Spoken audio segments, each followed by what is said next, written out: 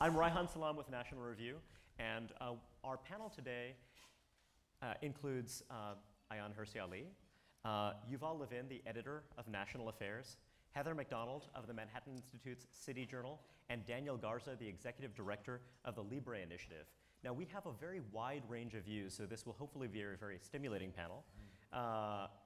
And what we're talking about is freedom and diversity. Free societies rest on institutions, yet they also rest on cultural norms. They rest on mutual trust. Are we able to engage in the kind of voluntary social cooperation that is the reason that free societies are so productive, so creative? And the question is, does that social trust require a common culture, or can it flourish even in diverse societies? And that's a question that I'd say many conservatives disagree on, many have thought about very deeply. So Yuval, you've argued that the United States has changed in a deep and profound way, that we're going through a kind of cultural deconsolidation that might be in tension with this idea of having a common culture. Well, not exactly. My hope is that it doesn't have to be in tension with that. But I think it's worth, for example, thinking about the situation Well, tell us what you mean by deconsolidation first. Well, sure. Deconsolidation, I would put it this way, and you can start by thinking about the last time the United States went through a period of extraordinary increase in diversity in our culture. The last time was around the period of industrialization at the end of the 19th century, the beginning of the 20th century, 100 years ago, for some of the same reasons: mass immigration, changes in living patterns. But the cultural reaction to that, because it was industrialization, because it was modernization, was a kind of consolidation. America became, and in some respects really for the first time, a mass culture. And a lot of the cultural pressures that defined American life at that time were pressures on individuals to become more like one another. A national idea was at the core of progressivism. A national idea was at the core of the reactions to progressivism. It was a time of nationalism. And what you had was a process that involved an enormous amount of assimilation, not just of immigrants, but of native-born Americans as well. An emergence of a national idea of America in line with the kinds of nationalisms, though to a less radical extent, that you saw in Europe at the same time.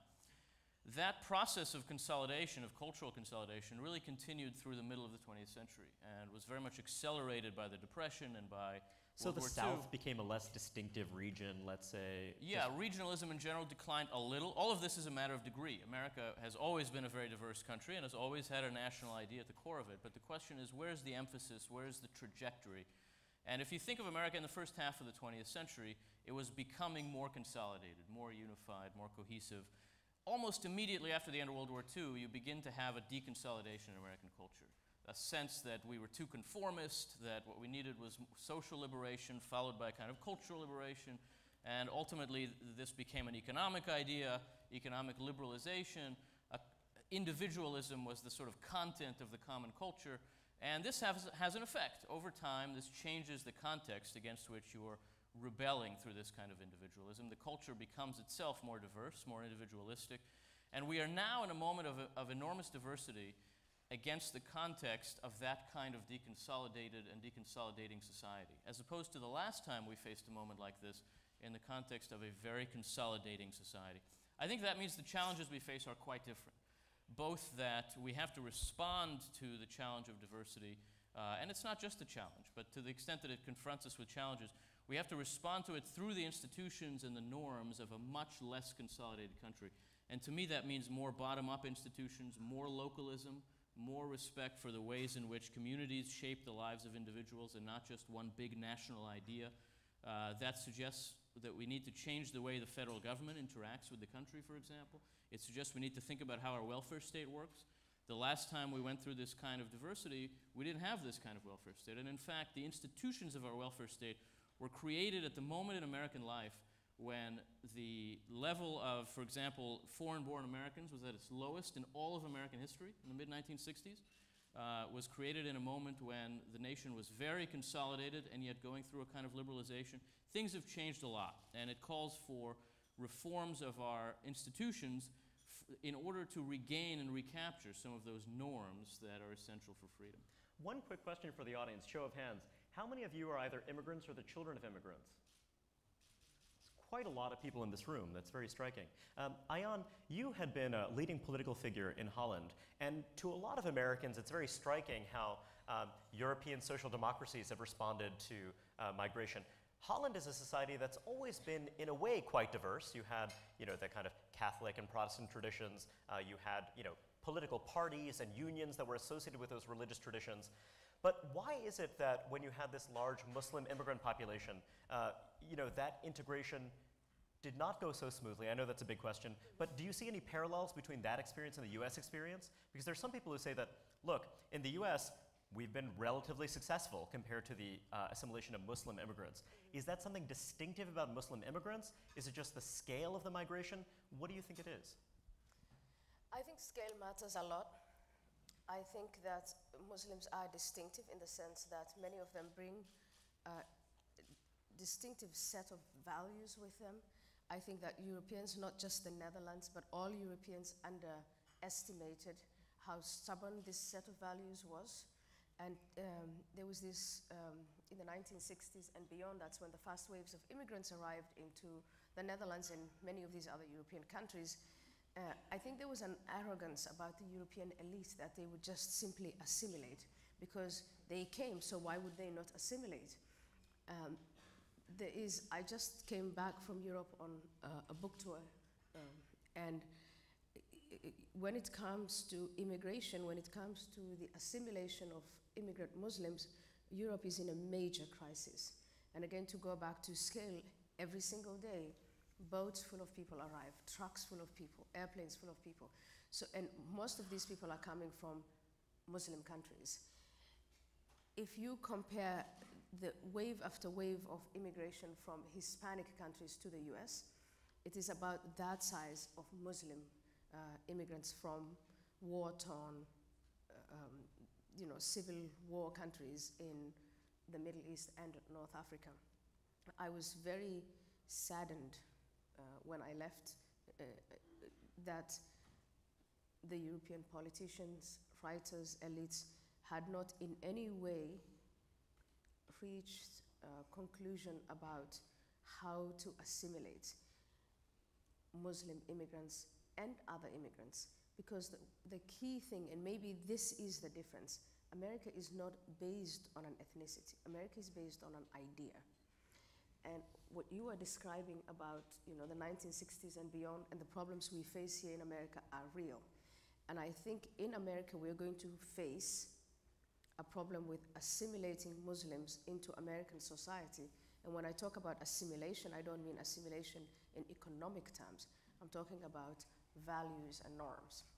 I think we're going to have a hard time, but I feel more optimistic about America than I feel about Europe, because Europe never started the conversation about an assimilation of immigrants into the value system. Heather, in the 1950s and 1960s in Europe, there were many people who believed that, we're inviting guest workers. These are people who will eventually return home, let's say, or there are people who, don't seem to be politically radical or whatever else, and yet, that's something that unfolded and evolved over time. Do you think it's possible that Americans are being naive about the influx of immigration that we've seen over the last several decades, just as Europeans might have been somewhat naive about that post-war wave? Do you think there are issues that we haven't anticipated, haven't really thought through how they might unfold in the future? That's a great question, Reihan. Let's notice a fact about the diversity discourse. It is overwhelmingly embraced by the left.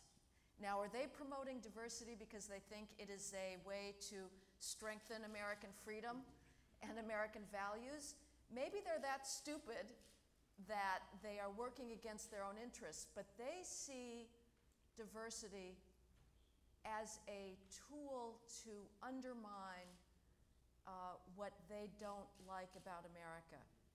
Now, that doesn't mean that they're right and that diversity necessarily is the next step towards a disintegration of our common ideals, of our economic, free market economy. And I would say one way to avoid the left's agenda for diversity is a relentless and unapologetic commitment to the rule of law and single standards for everybody. And that means that if you're coming to this country, you do not demand double standards for your legal status. You do not demand double standards in education. And we have to have, I think, again, an unapologetic belief that meritocracy is a legitimate principle in this society, and not get drawn into the balkanization. I would say, I know that we want to be forward-looking here, and our larger question is the future a conservative one? One reason why it may be is that conservatives have both science and common sense on their side. And the ultimate left-wing diversity agenda is to deny human differences, to deny gender differences, and the left is the anti-science party. The right understands that people have different, especially men and women, are different and are complementary, and a society that tries to ignore that, whether it's women in combat or other aspects, is dooming itself, I would say.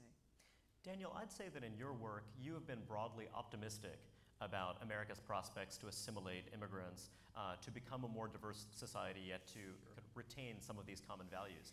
I wonder, when we look at the first decades of the 20th century, and if you look at the migrants who arrived in the country then, a couple of interesting facts. If you look at immigrants from Italy, for example, half of them eventually returned home, a fact that we often forget. And also, the level of educational attainment of those immigrants was actually much closer to that of the native-born population than is the case with today's stream of immigrants. So do you see any distinctive challenges with today's wave of immigrants as compared to that earlier wave, or do you see it as essentially the same and the same set of challenges? I would say it probably has more to do with our federal policy than anything else. Italians returned to Italy because they could return to America anytime they wished to. Why do you have 4 million Puerto Ricans in Puerto Rico and 4 million Puerto Ricans in the US? Because they can come anytime they want. And so we don't allow for that circularity through our current immigration program. Once somebody takes the risk of crossing the border, pays the coyote, crosses the Rio Grande, or El Rio Bravo, like it's called in Mexico, it's going to be tough to get back and return. You put your life at stake. And so the 86 Immigration Act absorbed the 3 million immigrants who at the time were here without authorization, but it didn't allow for future flows of immigrants, at least at a level that was adequate to respond to market forces so that the private sector could hire who they needed to hire. Right now we can't do that, and so we've trapped folks. Now, to the education question, look, I mean, the fact is America has absorbed over 100 million immigrants that have come to America. We've been able to absorb them because our free market system allowed them to over come a very long time. Over a very long time, sure, of course. But we've absorbed them because our free market system allowed them to create their own wealth. And we absorbed them exactly as well in the 21st century as we did in the first decades of the 20th, would you say? Well, actually, there were more foreign-born immigrants that came into America in early 1900s than there are today, actually. So the numbers are actually in Mexico is almost zero now. It's at net zero because the economy in Mexico has actually increased and ours has gone down. It's a lot of Central Americans. When you talk about market forces, though, I mean, there are many people who believe that market forces have put a lot of pressure on the wages of people with limited skills. I mean, you know, do you see that as a difference between now and 100 years ago? Not really. If we were talking about a sort of a fixed state, a static economy, then that would make absolute sense to any economist and to any person who is simple-minded like I am. But the thing is that America is a dynamic economy. So when we get more immigrants, you actually are bringing in more consumers as well and more entrepreneurs, so that the wealth of America actually expands, and it's a very vibrant, dynamic economy. That's what I'm talking about, my free market system. So you don't see any difference between, let's say, immigrants who are skilled versus those who are less skilled? They have the exact same effect in terms of consumption, in terms of their effect on the productive capacities of the country? You think it's the same? No, of course. Again, what America allows for is economic mobility. Nobody stays in the same economic level. Nobody stays with the same skills and talents. You develop them, like my parents did. My parents came with a 4th grade education from Monterrey, Nuevo León, and they were able to accumulate capital, risk that capital in a small business, and you know, become middle class and even wealthy. I went off to college and you see that went as off a to work kind of for the President of the universal United States. experience. I see that, yes, because my aunts and my uncles did the same thing. My cousins are now engineers and doctors and Heather, computer you've done a programmers. lot of reporting in California looking at communities with very large numbers of people of Latin American origin, many of whom are not transitioning from poverty in the first generation to affluence in the second, but many of whom see a kind of multi-generational transmission of poverty. Can you tell us a bit about what you found? Well, I'm from Los Angeles, so California is really our demographic future. And if you want to see what mass immigration is going to look like nationally, go to California. And what you see in, let's go to Pico Rivera in Los Angeles, which is one of these small little suburb towns in the heart of the Los Angeles basin. I spent many hours visiting the Berendo Middle School. It is awash in gang counselors, special ed counselors, single mothers who are coming in because they can't control their boys, who are getting sucked up into gang culture. The out-of-wedlock birth rate for Hispanics now is 53%, which is twice what it was when Daniel Patrick Moynihan wrote his extraordinarily prescient warning about the breakdown of the black family in 1965. At that point, the black out-of-wedlock birth rate was 23%. So Hispanics are now twice that.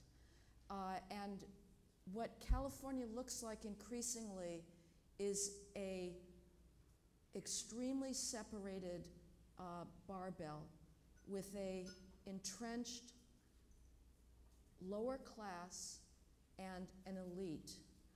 Governor Jerry Brown is starting to engage in very radical redistribution to try and change this, and that means he's been stripping local tax dollars from successful schools and sending them to schools with high proportions of English learners.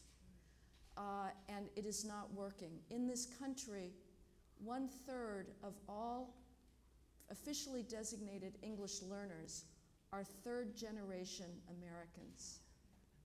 These are not people who were brought up in their home countries that are struggling with the language. Their parents and their grandparents have been here, and yet they are living in so insular a culture that they are not becoming Americanized. But Heather, I do want to know, so there's one view that many libertarian-minded folks on the right have, which is that the real problem you're describing is the dependency culture created by safety net programs, let's say. Yuval, do you believe that the solution to some of these challenges of immigrant assimilation is to strip immigrants of their right to access safety net programs? Well, no, not in itself. I don't think that's the solution, but I think you have to think about the welfare state when you think about these questions and about the difference between the last great wave of immigration and this one. A lot of our immigration system, a lot of our welfare state was created at a moment when immigration was at a low ebb in American life. The 1965 Immigration Act was part of the Great Society, and it was put into effect at a moment when less than 5% of the American population was foreign-born, the lowest level in our history.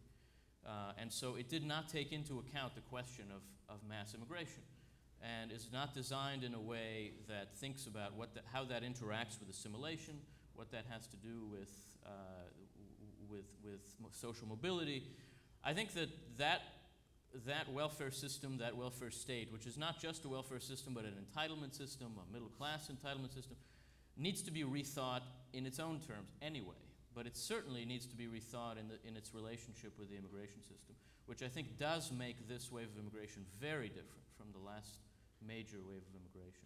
I think it makes sense for us to think about how we change the welfare state now in the context of a high immigration society in ways that they simply didn't have to think about how they created that welfare state in 1965. So it would interact with it a great deal. I don't think it solves the problem. But I don't think California has to be our future. The situation of California has a lot to do with how it's governed, not just with the fact that there are a lot of immigrants there. I think our future can look a little more like Texas than California, which is not ideal either, but it's much better because it's a state that's governed differently, also in the face of very, very high levels of immigration and needs for integration. Texas thinks about it differently. Our future is not going to simply be either of those things, but we don't have to combine a pure blue state model with mass immigration. We can think differently about it, and in that sense, the future is only going to be there if it's conservative, so it better be conservative. Ayaan, it seems that when we're looking to Western Europe, there's a big contrast between some societies where immigrant employment rates are very low and those where immigrant employment rates are relatively high. Do you see work as an essential part of getting people to be part of a common culture? And how is it that we might be able to promote that kind of inclusion through the market, through the labor market? Well, my first response to that would be, please do not copy anything from Europe.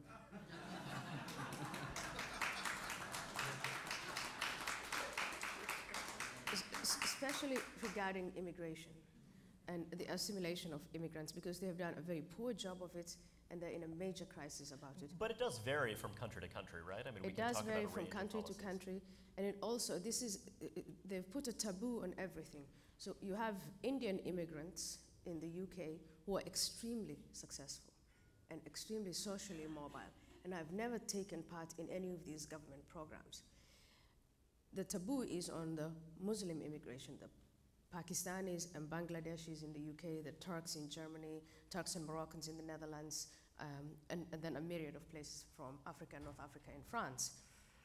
And the more we look toward Europe, the more we start to think welfare and only social economic integration. They haven't invested anything in value integration. I know there are very sad cases in the US, in California, and in Texas, and a great deal of challenge, but please let's not look to Europe for answers. Let's look at Europe and see where they went wrong. And because in terms of specifically Muslim immigration, which is different from Hispanic immigration here, if you look at what they've done wrong, we can see if we adopt those measures, and especially where welfare entitlements, traps, that sort of thing, you can see exactly what America could look like 10 years from now or 20 years from now. Have some countries done a better job than other countries? Switzerland is a very small country, and Switzerland is extremely value-oriented. And they have a system where they have to listen to voters. They can't ignore them that long. And Switzerland has its own problems, but if you ask me which country has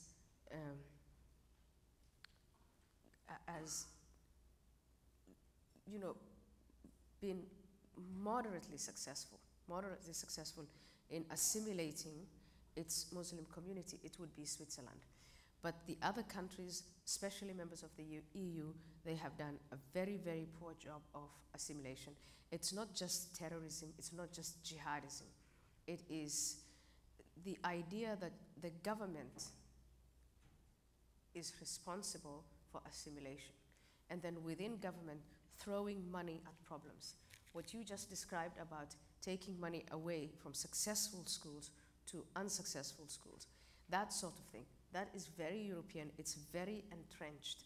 And they're now at a place where, because the level of immigration is so big, and especially so big in large cities, for politicians in the established parties to win elections, they actually have to woo and pander to the Islamists. So Ed Miliband in this election cycle promising, if he were elected prime minister, to abolish Islamophobia, whatever that means. In the Netherlands, 4 of the largest cities, the majority right now, majority of voters are of a Muslim background. So there is this incredibly, and it was very stealthy, you couldn't say it was unforeseen, it was foreseen, but there was a taboo on it. But there's this, Europe is at a point where I do not think that they can seriously reverse this. I think America can reverse it. I think the future in America could be a Texas future or a California future or a combination of that. But in Europe, it is absolutely irreversible. The scale of immigrants is not allowing these countries to assimilate the immigrants that they already have. And the reaction from the local people in joining extreme right groups as voting for extreme right groups as a protest, that is only carrying on, and it's becoming much, much more structural. So please, let's not look to Europe for answers. Daniel, one thing I wonder about is this. If you take this model that let's have kind of relatively free immigration, yet let's also restrict access to safety net benefits, food stamps, other programs like that, one challenge is that because people with limited skills command lower wages now, and their wages are under pressure for a variety of reasons, just this is happening around the globe in a variety of different countries, you'll have a lot of people who, by American standards, by US standards, will be very, very poor. When you look at the poverty rates of recent immigrants, they're really quite shocking. And so if you believe that, well, the children of these families will be Americans, I think that for many Americans, whether you're Republican or Democrat, regardless of your political coloration, there's a belief that you can't simply say we'll allow people into the country, yet we will not help these families feed their kids. Still, you have 15 million Latinos who make over $50,000 a year. That's a thriving middle class. 9.5 million of the 29 million Texans are Latinos, and it's the #1 state in creating jobs. Latinos. Well, many of those Latinos, right, are native born that you're describing, who are earning those higher incomes. But the mix begins to occur. The assimilation and the economic mobility begins to occur once you arrive in America. Immigrants, Latino immigrants, come with a predisposition to work hard, to sacrifice for their children, to better their lot in life, to open up businesses and achieve the American dream, that idea that she was talking about. It is an idea. The crises that were being rattled off here actually is an indictment of our federal policies and even to a certain extent state policies as well. Sorry, that Daniel, have kept people down. Just to be clear about this, so you're talking about native-born Hispanics who are middle income or more affluent than that. But again, we're talking about new immigrant policies. What I'm asking is simply this. Can you imagine American voters saying that for people who are extremely poor, who can't command market wages that allow them to support themselves, that can't allow them to access the health safety net, let's say, that we're simply going to say, nope, no more? I mean, we're not going to provide you with those benefits. I don't know if you could. I mean, look, man has always been in motion. Man is always seeking opportunity. And I think it's a cruel irony that the Iroquois and the Cherokee and the Seminole and the Aztec and the Mayan and the Borinquen and the Inca, who have roamed the Americas for thousands of years, you're now going to place borders and say, no more, you cannot move. And the only ones who can move at will, at ease, for business or for pleasure, are non-indigenous people, is I think, saying a lot and asking too much. So somebody in Central America who is in need, en necesidad, is going to come to America. We have 11 million folks who are here undocumented because they are seeking opportunity. Our federal policy says you will stay in the shadows. You are illegitimate. You cannot exist in our society, and you are other than. Really, we want to continue that kind of system instead of legalizing the relationship between employer and employee? I find that fascinating. So Heather, let's talk about that a little bit, because to go back to an earlier question, when we talked about kind of Muslim migrants in the 50s and 60s, people didn't really think of this in Europe as a kind of really political phenomenon. And yet, it does seem as though Daniel's not alone. There seem to be other activists as well who talk about migration in the United States as a matter of indigenous rights, a matter of a kind of, let's say, transnational thesis about how we ought to think about these issues and whether or not the United States has a right to determine who enters the country or not. Is this something that you've heard elsewhere? Is this something that you think could become a more significant phenomenon over time? Well, I have tended to discount it, but I may have to rethink about it from Mr. Garza, that there is a irredentism perhaps at play of a sense of we were there first. My main concern is less with the possible transnationalism or truly sort of third world ideological politics than with our economic self-interest. I disagree that immigration is a right that people outside of our borders hold and a duty that we owe the rest of the world. I think that immigration has to be in our self-interest, and we should not apologize for asserting that. And at this point, you alluded to Robert Putnam's work, Robert Putnam is a liberal Harvard sociologist who studied diversity, and he came up with data that he spent a decade trying to refute and couldn't do it. And he put it out there saying that all else being equal, diversity is a social disintegrant. It leads to less trust and less social capital. To avoid those risks, I would say we should be choosing our immigrants based on social capital and education and the skills that they bring in. Values. As Marco Rubio said earlier today, we want the best and the brightest to come to America. I don't think that the law of supply and demand gets lifted when it comes to labor, and bringing in a lot more very low-skilled, low social capital immigrants is going to inevitably, and it has, kept wages depressed for American low-skilled workers, and above all blacks, and I don't think that's a positive outcome for this country. If that was the case, our economy would have imploded long ago. We have absorbed waves and waves of poor immigrants, and it has made our economy more dynamic because you are talking about consumers, entrepreneurs, and it accelerates the economy. It's actually an accelerant to innovation and to job creation. Lowering the average skill level, you think, is immaterial, No. that it kind of It's always immaterial has a because positive effect. we will always need low-skilled labor in America. 2 million migrant farm workers work in America today in the orchards and the fields.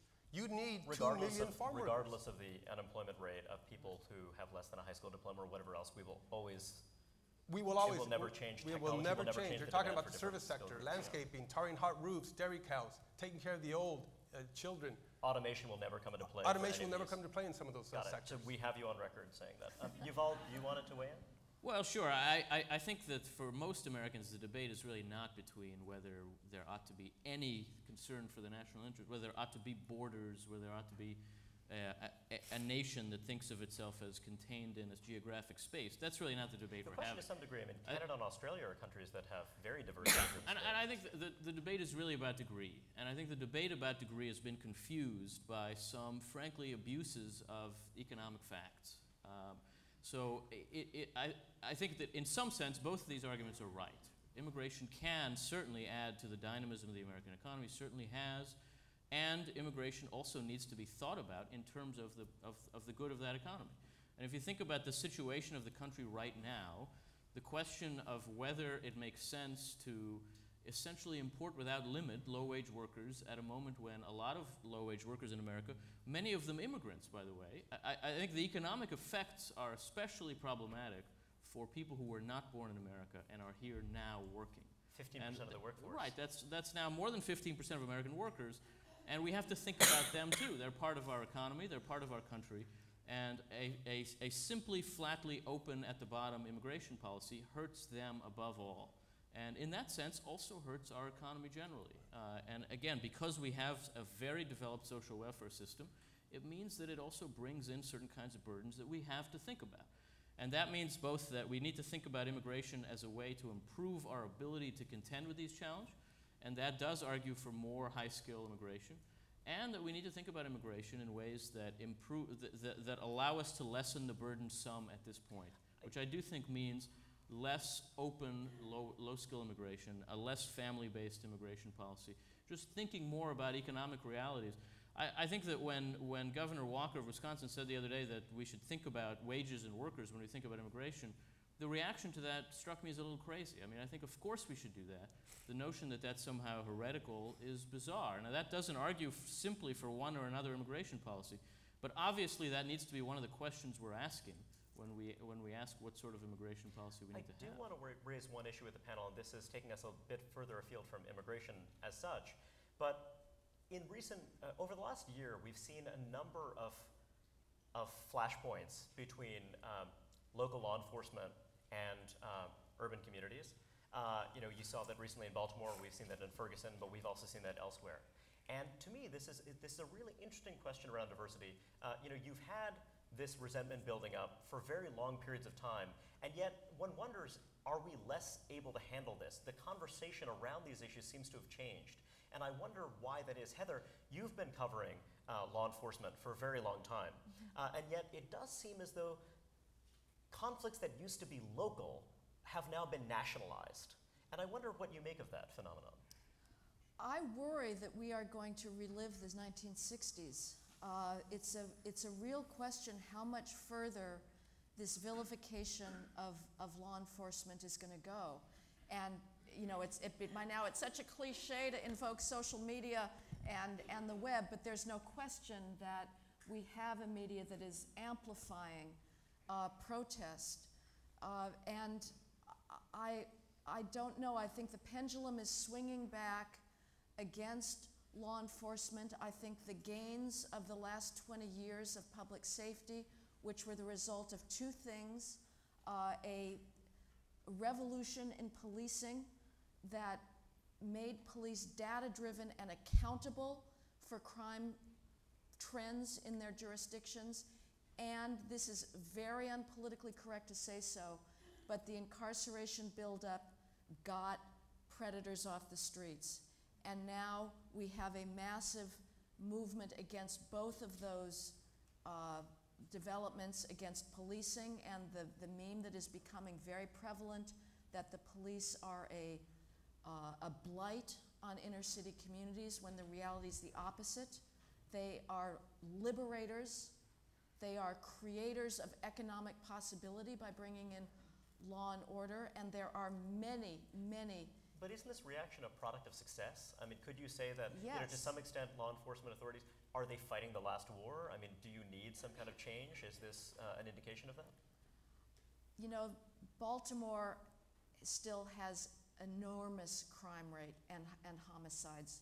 And my view is, until the family comes back together again, you are going to have the possibility of social anarchy, and the police are needed. So I actually think the idea that we have such a large peace dividend that we can pull out of policing is a mistake. Yuval, another way of looking at these issues is that you're dealing with a kind of crisis of legitimacy in at least some cities across the United States, in which tactics that have been very successful in one respect have actually depleted some of the legitimacy of criminal justice, and that's something that conservatives and liberals alike need to think about. Does that make sense to you? Or? I think, and this relates to the police question and really to immigration too. I think that in any complex society, the life of that society is basically a back and forth. It's basically making mistakes in each direction, getting pulled back, making a mistake in the opposite direction. It seems to me that it's always a kind of response to excess. So the immigration system we have is a response to one that was too restrictive in the middle of the century. I think what we're seeing now is a response to the response to crime in the 70s and 80s and 90s, which was very successful in a lot of cities. In some places it was carried out very poorly. Baltimore is certainly an example of that, where they followed a kind of caricature of community policing, intended to elect Martin O'Malley governor, and it achieved its goal, but it did a lot of harm. I do think that in a lot of ways this is a response to success, but it does seem that therefore now we're responding to having gone a little too far in one direction by going too far in the other direction. Maybe that's how society works, but we need to think rationally about it. I don't think that there are a lot of problems that are confronting Baltimore now that would not be resolved by a larger police force. I think that the kinds of problems that the Baltimore police force faces has a lot to do with their being too small and not too large. The legitimacy problem they have can't be solved entirely. It's never going to go away. But it can be made a lot easier and better. I think they should be following the model of New York City in the 90s, not pretending that they did and now are reacting against it. But I also would warn against overreading these kinds of things. We're not living through a moment of mass urban riots. This is not the 1970s. You know, we've seen a number of incidents in the past year. They've lasted, you know, 3 or 4 days each.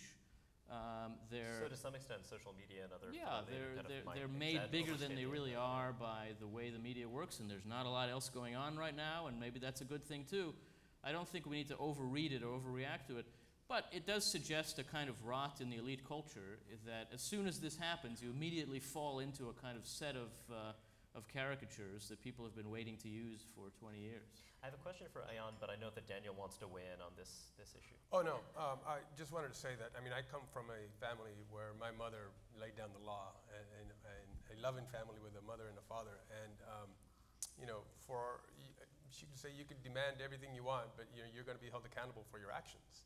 And, you know, I see it the same way here. You know, I see resentment in a lot of the faces and a lot of the anger that's being expressed, the folks in the street.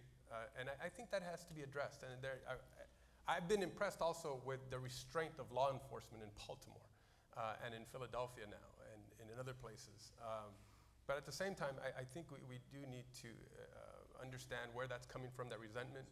Obviously, there is a breakdown of relationship and engagement between law enforcement and the folks, the minorities in those cities.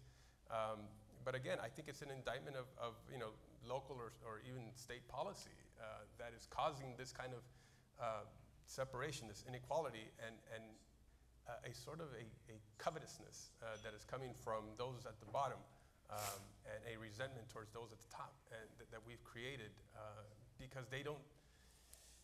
There's not a feeling of opportunity, that somehow opportunity has been restricted to them.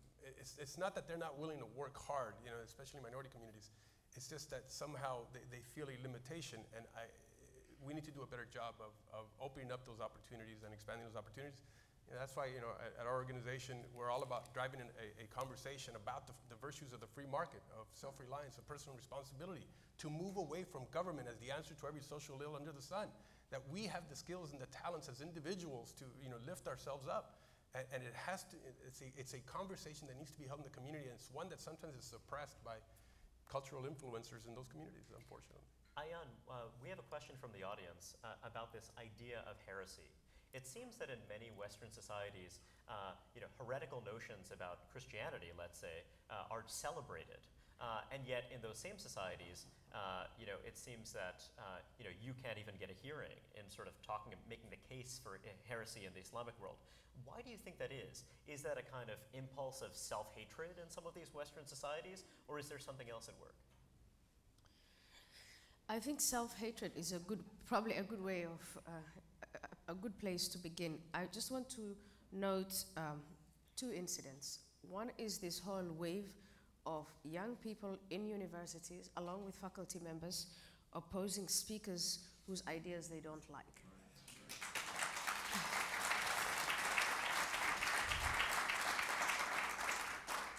What I find disturbing about that development is that the faculty members, the people to whom we entrust our kids to educate them, indulge these sort of thing. And universities are the institutions where, you know, leaders, the next leaders are going to be educated. So if you say, I don't want to hear this person's opinion because what? I'm uncomfortable, that sort of thing, and they indulge it. So if you cannot be uncomfortable in college, when will you be uncomfortable, and how will you defend freedom? And colleges and universities are then transformed into, well, kindergarten, sort of daycare centers, which is not what they were. So there's that trend. And is it uniquely American? I don't know, but it's right now an American phenomenon. And then the second one, I just wanted to point out Pan America. They invited, no, they've decided to give an award. Have you ever heard of Pan America? Writers all across the world. And you know, you meet as writers in the National, the Natural Museum of History, or it's escaping me, but there's a venue where they have a gala. And a number of very prominent writers have pulled out of the gala because Charlie Hebdo was going to be honored. Now, for me, that is a description of self-hatred, because as a writer, you make your living from writing, from freedom of expression. You don't have to agree with what's expressed, but you should at least have the decency to defend that. Charlie Hebdo was attacked. The staff members were killed. And here is a way of recognizing, of saying, even though we may or may not agree with what they were doing, at least we want to defend the freedom of expression, and it's not being defended. That is not imposed by Muslims on these writers. It's not coming from Islam. This is self-imposed. This is self-censorship. And it is this sort of development, I think, ultimately, that hollow out freedom and our freedoms, because those of us in this generation are simply enjoying and consuming these freedoms. We haven't really fought for these freedoms. Gender equality, class equality, blacks and white, all of these freedoms that we have and take for granted, we are consumers. All our job is simply to give things to the next generation in a way that they can improve on, and every generation has to fight for her freedom. But what we are seeing now is a capitulation, and it's very craven and it's very disturbing to forces that want to take away these freedoms. And it's not only a European phenomenon, it's also becoming an American phenomenon. So we have a few different questions along similar lines, and Yuval, I'll let you close on this one. Isn't it simply a form of central planning to say that we ought to have a high-skilled immigration policy? To assume that people with a college education will do better than people with an 8th grade education, isn't that picking winners in ways that conservatives would be skeptical of in other domains? Well, I would say having a totally open, unrestricted immigration policy would also be a choice made by the federal government with some sense of its plausible implications. Not choosing is a choice. The Constitution gives the federal government responsibility over immigration, and that means we have to ask, as a nation, what kind of immigration policy we ought to have. And if the answer to that is we ought to have no immigration policy and let anybody in, that's fine. That was the answer for a long time in America. It's not an illegitimate answer, but that wouldn't be any less a decision made at the national level than to answer, we need an immigration policy that helps us where we're weak and doesn't make us weaker. I think that is something more like the right answer at this moment, and I don't think the immigration policy we have is serving us well on that front. And I think we've seen a variety of proposals in recent years that would have made things significantly worse. If the choice is worse or better, we have to choose better and smarter. To say let's not make a choice is not the same as saying let the market work. That's just not an option we have in immigration policy, or that we should have. Thank you very much, everyone. Thank you for joining me. That was a great debate. Thank you.